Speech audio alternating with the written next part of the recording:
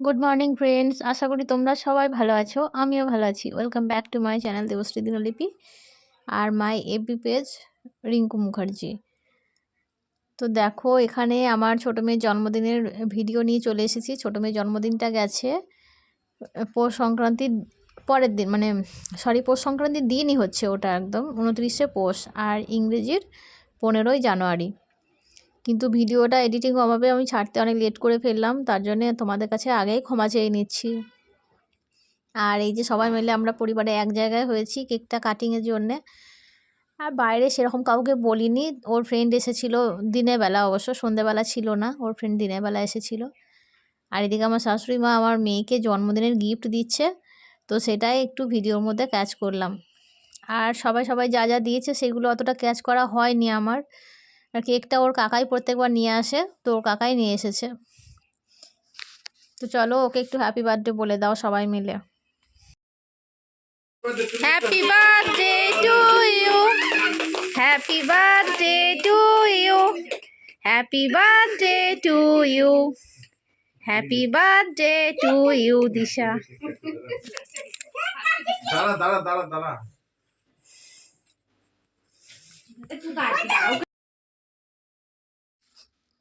ওর বাবা অবশ্য বলেছিল যে কয়েকজন লোকজনকে বলবার জন্যে বা ওরা আরও বন্ধু বান্ধবকে বলবার জন্যে, কিন্তু যেহেতু আমার বড় মেয়ে এবার মাধ্যমিক দেবে, তো ঘরে বেশি লোকজন আমি সেরকমভাবে অনুষ্ঠানপাতি করতে চাইছিলাম না এই বছরটা আর কি, সেজন্য গ্যাপ দিলাম। তো পরের বার অবশ্যই লোকজন ডেকে একটু অনুষ্ঠান করার চেষ্টা করব।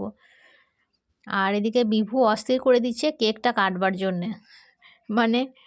বিভুর তো এখনও পর্যন্ত আমরা 5 বছর হয়নি বলে জন্মদিনে কেক কাটিং করিনি, তো ও কিন্তু কেকটা কাটবার জন্য অস্থির হয়ে যাচ্ছে।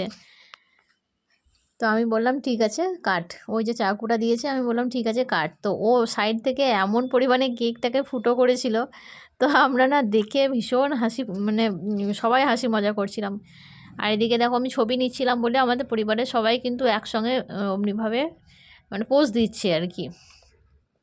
তো কেকটা কাটিং হয়ে গেছে, এখন আমি তুলে তুলে ওকে দিচ্ছি আর সবাইকে খাইয়ে দেওয়ার জন্য বলছিলাম আর কি।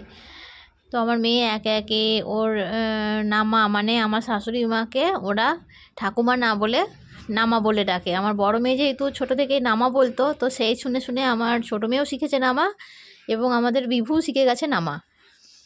তো ঠাকুমাকে খাইয়ে দিচ্ছে, আমাকে খাইয়ে দিচ্ছে, তারপরে ধীরে ধীরে তারপরে দেখো আরও সবাই যারা আছে, কাকা কাকিমা বাবা দিদি, সবাইকেই খাইয়ে দেবে। আর তখন বিভুর কাণ্ড দেখে আমরা সব হাসি ঠাট্টা করছিলাম, আর সেইগুলো মনে পড়ছে বললে আমি এডিটিং করতে গিয়েও কিন্তু আমার হাসি পেয়ে যাচ্ছে। চলো, আমার ছোটো মেয়ে দেখতে দেখতে বড় হয়ে গেল। তোমরা সবাই ওকে একটু আশীর্বাদ করে দিও, যেন সারা জীবন সুস্থ স্বাভাবিক হয়ে বেঁচে থাকতে পারে, আর বাবা মায়ের মুখ উজ্জ্বল করতে পারে, আর মানুষের মতো মানুষ হয়। লেখাপড়া শিখে শিক্ষিত হওয়াটাই কিন্তু সবচেয়ে বড় কথা নয়, মানুষের মতো মানুষ হওয়াটাই কিন্তু সবথেকে বড় কথা। আমি সেটাই ভগবানের কাছে প্রার্থনা করি যে ভগবান এইটুকু আশীর্বাদ আমাকে করো, যেন মেয়েদেরকে নিয়ে আমি সম্মানের সঙ্গে গর্বের সাথে বাঁচতে পারি। কেকটার অবস্থা দেখেছো, চারিদিকে ফুটো করে একদম বিভু কেকটাকে কঠিন ব্যাপার করে দিয়েছে। ওর বাবাকেও খানিক খাইয়ে দিল,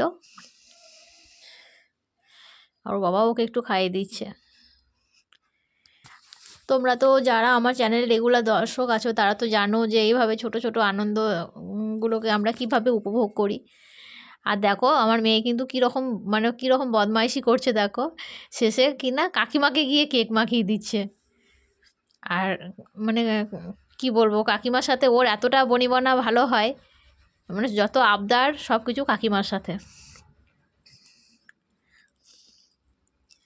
আর কিছু ফটো তুলেছিল, সেগুলোও শেয়ার করে দিচ্ছি তোমাদের সাথে, দেখতে থাকো, আশা করি তোমাদের ভালো লাগবে।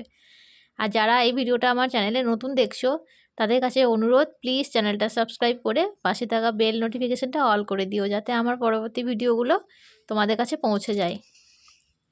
আর যারা আমার পুরনো দর্শক আছো, পুরনো বন্ধু আছো, প্রতিনিয়ত ভালো ভালো কমেন্ট করো, আমাকে এগিয়ে যেতে সাহায্য করো, তাদেরকে জানাই অসংখ্য ধন্যবাদ। তো দেখো, আসলে ঘরে কি হয়েছে জানো, আমাদের রকমারি ক্যামেরাম্যান হয়ে গেছে।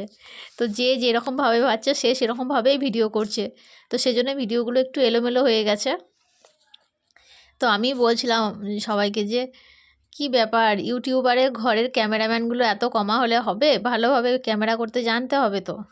তো এই নিয়েও একটু হাসি ঠাট্টা করছিলাম আমরা।